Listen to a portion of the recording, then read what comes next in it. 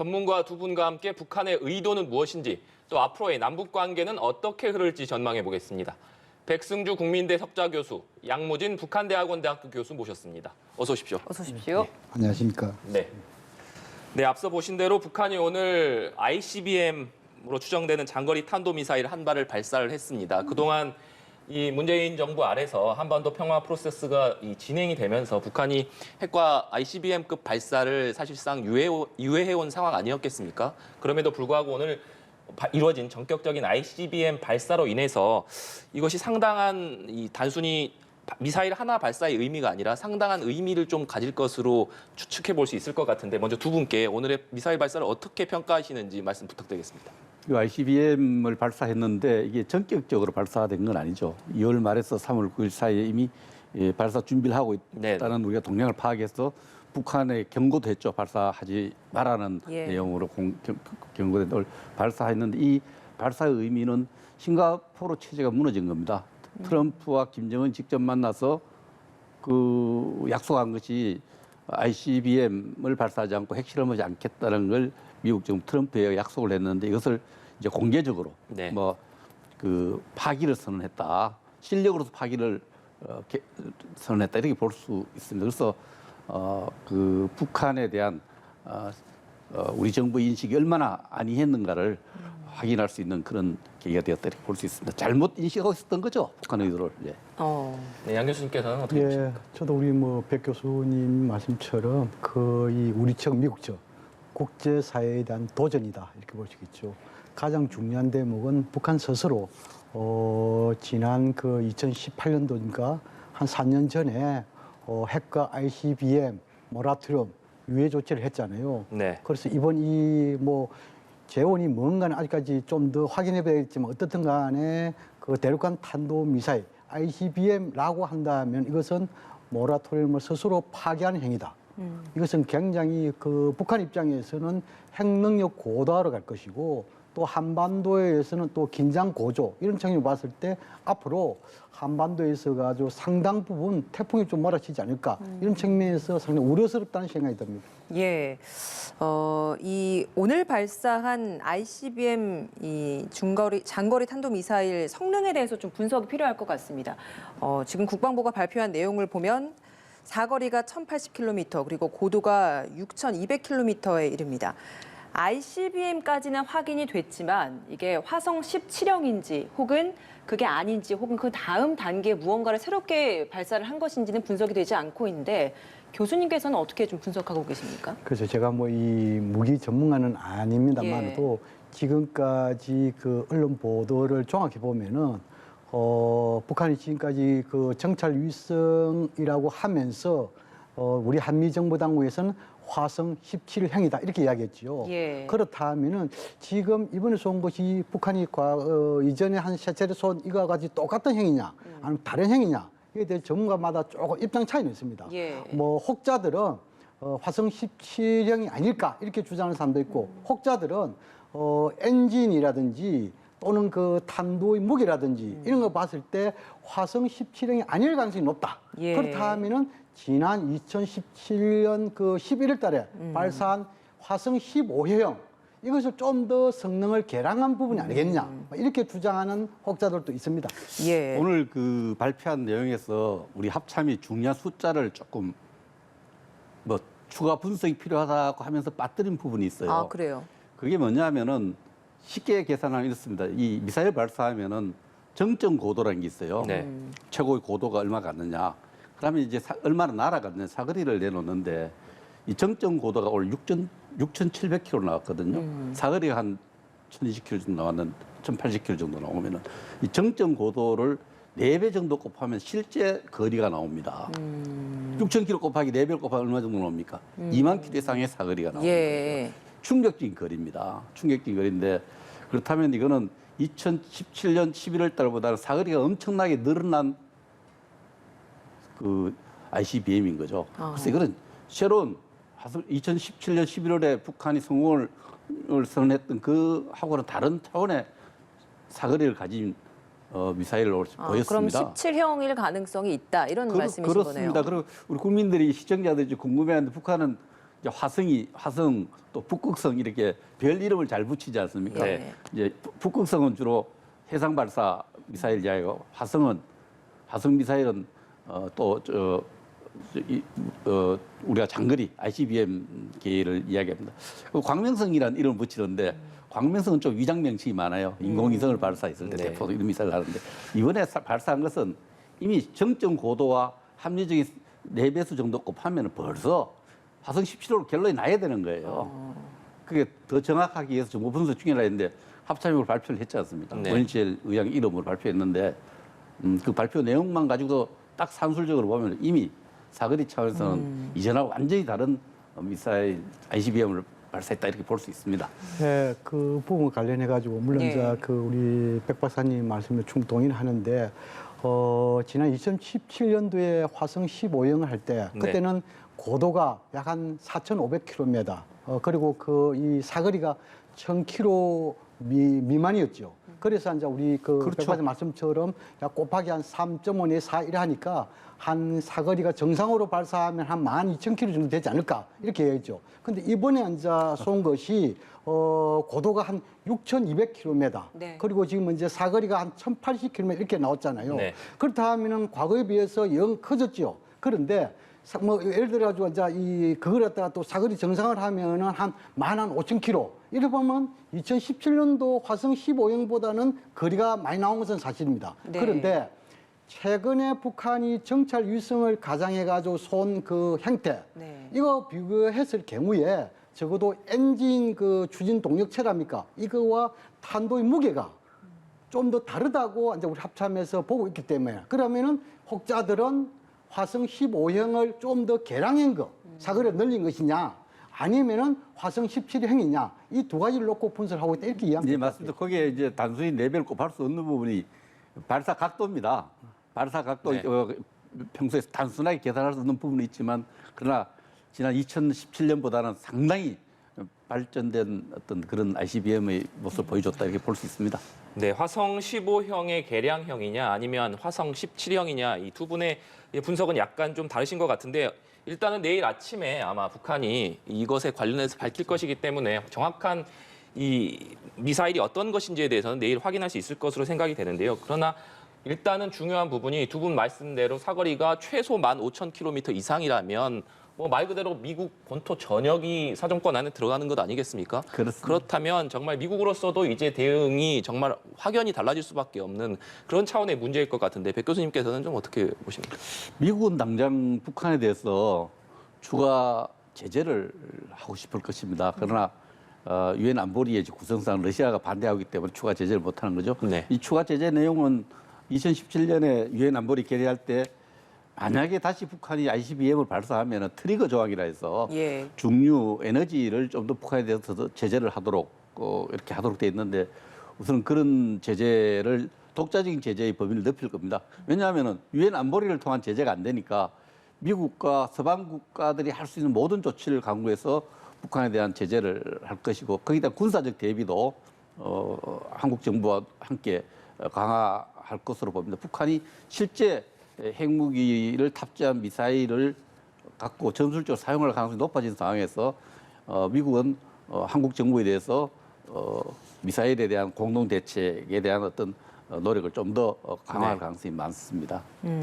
대북 유류 공급 제재 이 부분이 안보리에서도 이제 트리거 조항으로 담았던 그 부분인데 안보리에서 과연 이게 어떤 그 안보리 이사국 간의 동의를 거쳐서 실제 추가 제재로까지 가능할 것인가 여기에는 의문을 표시하는 분들이 많거든요. 교수님의 의견은 어떠십니까? 예, 그렇습니다. 그 북한이 이렇게 유엔 안보리 대북 제재 결의안 위반을 하면은 지금까지 경제 사례 비춰봤을 때 미국은 때로는 독자 제재, 또 때로는 그 유엔 안보리를 통해서 제재 뭐 이렇게 해왔죠. 예. 근데 지금 우리 백 교수님 말씀처럼 2017년도 북한이 화성 15형 발사한 이후에 유엔 대북 제재 결의안 2397호가 있습니다.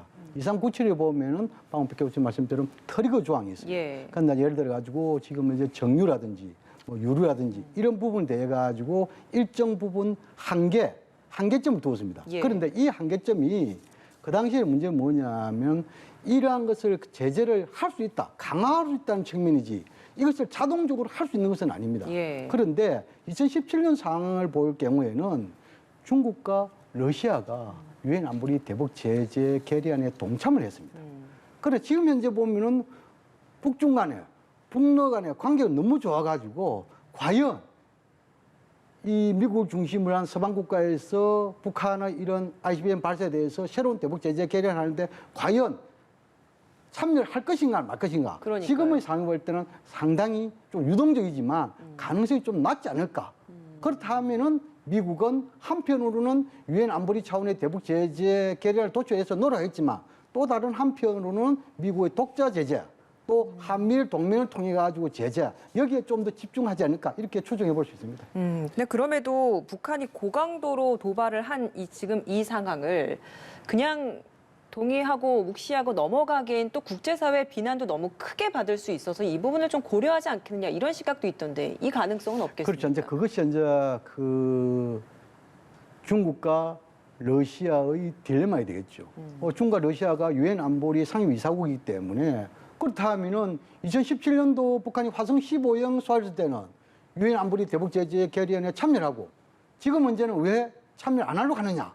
그렇다면 국제사회에 비판을 받을 수 있겠죠. 예. 그러나 중국과 러시아가 비판을 받는 것보다도 오히려 북한의 편을 덤물해가지고 오히려 더 이익이 크다 하면은 뭐 그런 거 알겠지만 그러나 중국과 러시아가 비판에 그렇게 큰 귀를 기울일까? 저는 그런 생각을 해봅니다. 야. 네. 오늘 이 장거리 탄도미사일을 발사한 시점도 좀 주목해 봐야 할 것 같은데요. 통상적으로 이 북한이 정권 교체기에 도발을 해온 것은 자주 있는 일이었습니다만 여러 차례 백 교수님 말씀해 주신 대로 앞서 ICBM급 장거리 탄도미사일을 발사한 징후는 보이고 있었습니다만 오늘 발사한 것에 대해서는 좀 북한의 어떤 의도가 좀 담겨 있다고 보십니까? 예, 우리 새 정부 출범을 준비한 기간에 발사했다는 것을 좀 의미 있게 봐야 되겠죠. 북한이 2012년 박근혜 대통령 당선인 시절 인수위원 기간 동안에 2월 12일에 핵실험을 했어요. 네. 제가 당시 인수위원회에서 활동하고 있었는데 굉장히 충격적이었습니다. 예. 우리가 실내 프로세스를 준비한다고 열심히 하고 있는데 핵실험을 내가지고 북한에 대한 정책이 급선회할 수 없었던 그런 게 있고요. 2017년 문재인 대통령 인수위 기간이 없었죠. 당선되고 난 뒤 5일 만에 ICBM은 아닌데 ICBM 계열의 미사일을 발사했어요. 네. 그리고 55일 만에 7월 4일에 ICBM을 발사했습니다. 그때 문재인 정부는 엄청 충격을 받아요. 그 좀 북한하고 잘 지내려고 하는데 ICBM을 펑펑 쏘올리니까 우리 정부가 그 북한의 그 심리전에 완전히 휘둘려요. 북한에 대해서. 그런 부분인데 이번에도 북한이 미사일을 발사한 타이밍을 보면은 윤석열 당선인에 대한 여러 가지 메시지를 담고 있다. 협박하는 메시지가 담고 있는 거죠. 윤석열 정부는 지금 대선 유세 기간 동안 안보 정책을 통해서 항상 북한의 핵과 미사일에 대해서 정말 군사적 대비 태세를 강화하겠다. 한미 동맹을 복원하겠다. 이런 메시지를 놓았기 때문에 북한으로서는 여기에 대응하면서 다시 군사력을 과시한 측면이 있고요. 예. 그런 군사력을 과시했는데 이게 묘하게 지금 우리 일반 국민의 정서로 보면은 전쟁의 비극을 우크라이나 진행되는 비극을 보고 있지 않습니까? 전쟁에 대한 많은 생각을 하고 있는데 이 긴장을 고조시키는 거죠. 한반도 기존의 긴장을 굉장히 고조시키면은 심리적으로 우리 국민 일부들은 대통령이 당선됐는데 새 대통령이 당선됐는데 긴장이 고조되었다. 이러한 식으로 우리 정부를 굉장히 심리적으로 괴롭힐 수 있는 그런 요소를 담고 있어요. 북한은 저는 ICBM 발사는 우크라이나하고 전혀 관계없이 북한이 군사 강국, 핵 군사 강국 언제든지 핵무기를 살 수 있는 능력을 갖춘 국가로 가기 위한 그 프로그램으로 봅니다. 보지만 발사 타이밍으로 봤을 때는 윤석열 당선인 또 인수위원회, 윤석열 정부를 괴롭히기 위한 목적도 있습니다. 그렇게 해서 한반도 전체 질서의 주도권을 계속 잡아가겠다. 이런 정치적 의도를 깔고 있다. 이렇게 저는 봅니다. 예. 네, 그렇지 않아도 지금 인수위원회 이명박 정부 당시에 그 대북 강경책을 주도했던 김태효 전 기획관이 이제 임명이 되면서 윤석열 정부에서 상당히 강경한 대북 정책을 펼 것이다 이런 전망이 좀 지배적인 상황 아니었겠습니까? 그런 상황에서 북한이 오늘 이 장거리 탄도미사일을 발사하면서 당선인의 대북 정책 상당히 이것에 영향을 받을 수밖에 없을 것으로 예상이 되는데 교수님께서는 좀 어떻게 보십니까? 글쎄, 뭐 어제 그 통일부 이 인수위 보고 이후에 대충 브리핑을 보면은 윤석열 새로운 정부는 대북 강경 정책이 아니다 이렇게 이야기했잖아요. 또 그리고 이 교류와 인도주의 균형을 가지면서 나름대로 통일 방안 이것도 하면서 좀 더 통일부 역할을 강화시키는 뭐 균형을 지키는 이런 이야기했잖아요. 네. 그럼에도 불구하고 실제 또 내용을 보면은 그 상당 부분 북한 인권을 강화시킨다든지 또 인권 문제, 그다음 현재 이 국방 부분에 대해서 상당 부분 힘을 비추한 이런 게 있겠죠. 어쨌든 간에 지금 이제 북한이 이런 시점에 이러한 그 뭐 화성 15형이든 17형이든 떠나가지고 ICBM 발사했다는 것은 다목적의 의도가 있겠죠. 첫 번째로는 국방력 강화라는 북한 내부용이 있을 것이고 네. 또 하나는 그 이 뭐 관심 끌기 존재감 가시 차원에서 새로운 정부 권력 개척이 상에서 새로운 정부 윤석열 정부에 대한 일종의 길들이기 차원도 있겠죠. 또 더 나아가서 미국도 원래 11월 달에 미국이 또 중간선거 있지 않습니까? 네. 이런 차원에서 미국을 압박하는 그런 의도 있겠죠. 어떻든 간에 지금 이제 북한이 이렇게 스스로 약속한 이 핵 ICBM 모라토리엄을 해제하는 행태가 됐잖아요. 예. 그렇다면 결국은 뭡니까? 북한이 강경이 나오기 때문에 새로운 당사자 윤석열 정부 들어서면 자연스럽게 강경한 대응을 나오지 않을 수 없는 그 명분을 줬다는 것이죠. 예. 그런 측면할 때 상당히 우려졌다. 그러나 한반도 상황을 안정적으로 관리할 책무가 정부에 있기 때문에 힘에 의한 이러한 또는 동맹에 의한 대응을 하더라도 대화의 문은 항상 열어놔야 된다. 이것을 좀 더 강조하고 싶습니다. 예, 오늘 문재인 대통령도 NSC 긴급회의 직접 열고 입장을 표명했습니다. 문 대통령 입장에서는 지난 5년간 한반도 평화 프로세스를 굉장히 심혈을 기울여서 만들어 왔던 만큼 임기 마무리 시점에 굉장히 좀 허무함이 들 수도 있을 것 같은데요. 오늘 국제사회에 약속한 ICBM 발사 유예를 스스로 파기한 것이다. 그러면서도 다만 대화를 통한 해결이라는 원칙은 계속 강조하는 이런 입장을 밝혔습니다. 오늘 대통령의 입장 어떻게 들으셨는지도 궁금합니다. 김정은이 세 차례나 만난 문재인 대통령 임기 말에 고약한 선물을 준 거죠. 예. 정말 고약합니다. 왜 문 대통령이 그런 고약한 일을 할 것이라고 예측을 못했는지 제가 조금 그건 아쉽고요. 오늘 NSC 열고 그 북한의 ICBM 발사를 규탄한 부분은 굉장히 저는 잘했다 이렇게 생각을 합니다. 그러나 그래도 그 대화를 강조한 부분은 오늘 해서 할 이야기는 아닙니다. 오늘은 ICBM 발사를 규탄하고 동맹국가 유엔과의 또 규범 준수를 강조하고 또 여기에 대한 대가를 강조해야 됩니다. 오늘 같은 상황에서 대화 운운한 것은 예. 저는 뭐 이해는 됩니다. 양 교수님한테 한반도 평화적으로 관리해야 될 의지를 가지고 뭐 이런 뭐 이해는 되는데 그러나 오늘 규탄하면서 대화를 하는 것은 조금 맞지 않다. 북한을 다루는데 굉장히 그건 잘못된 거다. 잘못된 메시지를 줄 수 있다. 우리는 발사 계속해서 대화하자는구나. 발사하면 대가를 이야기해야죠. 우리는 유엔과 또 국제사회 함께 이번 북한이 안보리 제재를 위반하고 싱가포르 체제 위반에 대한 책임을 묻겠다. 그 대가가 혹독할 것이다. 이렇게 오늘 말씀하셔야 되지 않나 저는 그런 생각을 합니다. 네. 과거 사례를 보면 북한이 ICBM을 발사한 이후에는 꼭 이 핵실험이 같이 패턴처럼 이렇게 엮여서 나오는 경우가 많았는데요.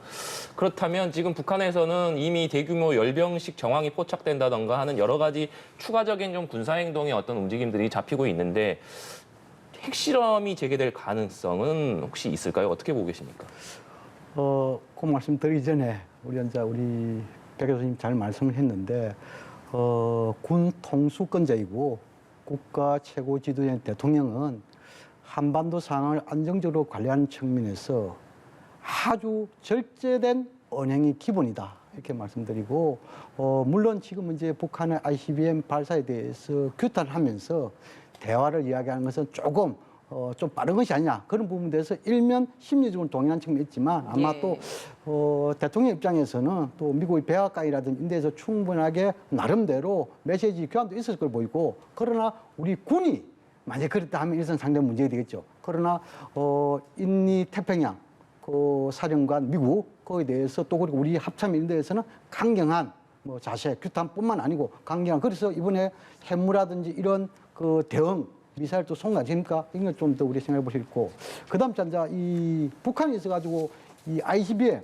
이런 탄도 미사일과 핵은 한 셔트입니다. 예. 그렇기 때문에 북한 입장에서는 이렇게 ICBM 여기에 대해서 어느 성공했다면 좀 더 핵 무력을 고도화시키기 위해서는 핵실험 가능성도 배제할 수 없다 이렇게 보여지고 여기서 이제 우리가 좀 더 추론할 수 있는 부분이 북한은 틀림없이 내일 아침 노동심을 통해 가지고 인공위성, 정찰위성 시험을 했다 이렇게 이야기할 겁니다. 네. 왜 그러냐면은 북한 이 정찰위성과 ICBM은 기술적으로 겉과 속이 똑같습니다. 그래서 북한은 뭐냐면 지금 이제 이 정찰위성 시험을 해가지고 어느 정도 성공했기 때문에 태양절 전후로 해가지고 인공위성을 발사할 가능성도 배제할 수 없다. 또 더 나아가지고 우리는 지금 이제 북한이 정찰위성을 가장한 ICBM 발사다 이렇게 주장하지 않습니까? 예. 우리의 입장이 더욱더 맞다라고 한다면은 북한은 향후에 이렇게 고각 발사가 아니고 좀 이 고각을 좀 더 낮춰가지고 정상에 가깝게 해가지고 사거리를 상당히 늘리는 예. 예를 들어가지고 태평양 지역에 떨어지지 않는 막 이러한 시험 발사 가능성도 배제할 수 없다. 막 이런 식으로 저는 추정을 합니다. 아. 예, 북한이 두 차례 그런 걸 했죠. 1998년에 처음에 광명성 1호를 쏘올리고 인공위성이라고 했고 2012년에 또 그렇게 했고 인공위성에서 뭐 음악이 흘러나온다고 했는데 전부 허구고 거짓이라는 게 다 알려졌습니다. 내일 북한이 어떻게 주장하든지 간에 이미 합참과 우리 미국이 하면 분석을 했어요. 이게 딱 분석해낼 수 있어요. 이게 하면 ICBM이라는 게 밝혀졌고요. 핵 문제에 대해서는 이렇습니다. 보통 일반 국가들이 핵 보유 국가가 되는 과정에서 핵실험을 일정 부분 하고 나면은 핵실험을 다시 하지 않습니다. 할 필요가 없기 때문입니다. 핵실험이 어느 정도 디바이스라든지 핵탄두를 만들고 나면 핵을 더 많이 생산하는 게 필요하지 실험하는 거는 테스트할 필요는 없는 거예요. 그러나 북한이 다시 만약 6차례는 충분한 횟수입니다. 파키스탄이 한 핵실험 횟수하고 비슷해요. 그래서 다시 핵실험을 할 수 있는데 할 준비가 다 되어 있다 그래요. 동굴 하나 더 가면은 그 굴에서 여러 가지 굴을 파고 있는 게 다 파악이 돼 있어요. 그 굴은 사용하지 않은 굴들이에요. 터널들이에요. 근데 핵실험을 하면 아마 이걸 겁니다. 종래의 폭탄과 다른 수준의 핵폭탄 실험을 할 가능성이 많습니다. 그걸 핵 종류의 다종화라 그러는데요. 예. 핵무기는 이렇습니다. 초기의 핵무기들은 핵을 분열시켜서 피해를 강요하는 힘을 만들지 않습니까? 네. 그거 좀 고도화되면 융합시키지 않습니까? 융합시키어서 만든 핵폭탄이 대표적 수소폭탄이에요. 북한이 이미 4번째 핵실험했을 때 수소폭탄을 시험했다고 자신들이 발표한 적이 있어요.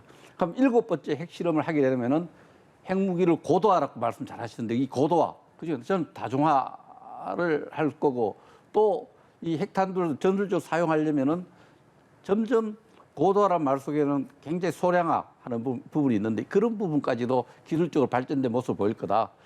7차 핵실험할 가능성도 있습니다. ICBM 쏘고 7차 핵실험을 통해서 한반도를 새로운 긴장 국면을 만들 가능성이 저는 깊다고 봅니다. 네, 알겠습니다. 오늘 말씀 여기까지 듣겠습니다.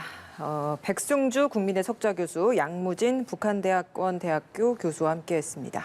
고맙습니다. 감사합니다. 예, 감사합니다.